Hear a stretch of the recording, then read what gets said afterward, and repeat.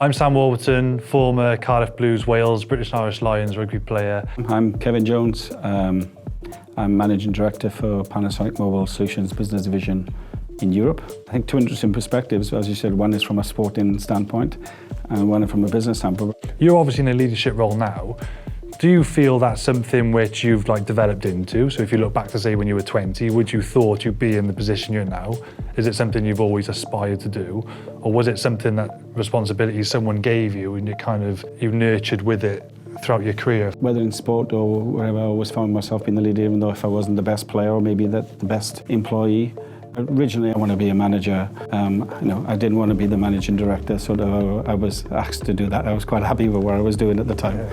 But it's something that I've always been interested in. I've always been interested in people. I've always been interested in how different people react in different situations, how I react in situations, and I've always sort of solicited a lot of feedback about, okay, was that good, was that bad, was that indifferent?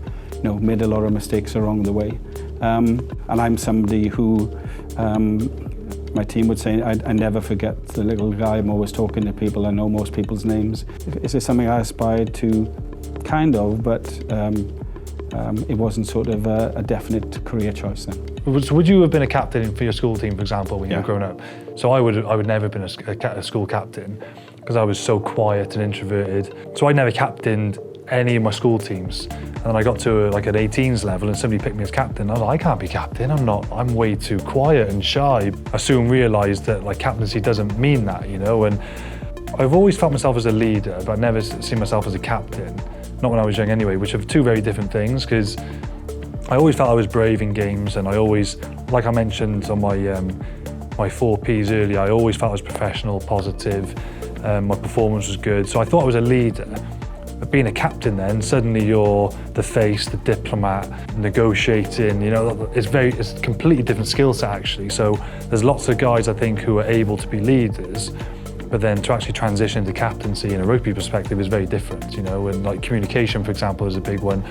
So I think leadership and captaincy is very different. So I felt it feels a bit cheesy saying born a leader, but I felt I always had the leadership skills in me, but captaincy was something that really had to be nurtured and developed. And when I look at myself as a captain from, say, when I was 22 when I first did it, to when I was 28 when I finished, I was so much better at 28. I didn't want captaincy at 22, 23. Remember looking at my phone when certain big tournaments were coming up, not wanting the call to be captain.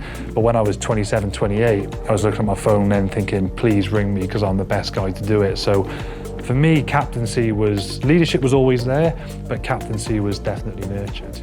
I mean, there's a lot of debate about the leader's born and made. I'm with the basis, there's aspects of leadership can be developed in anybody, I think.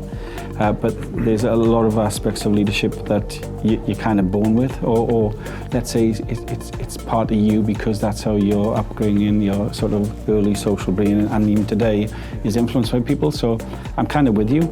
I think it's more that somebody brings that out in you, recognizes skills. And the other thing I've also learned very well is that we have this sort of stereotypical view of what a leader should be. So in rugby, you've got to be the guy who's shouting and grabbing everybody, and in a working environment, no, you have to know everything about everything. No, you don't. And there's different types of leadership. There's different people, whether you're an extrovert or introvert. It doesn't really matter. I think it's about the leadership qualities, and as you said earlier, will people follow you if you didn't have a job title? And if the answer is yes, then it doesn't matter whether you're this type of vision of leader or this type of leadership, whether it's what's appropriate for what you're trying to achieve at that point in time. Yeah, definitely.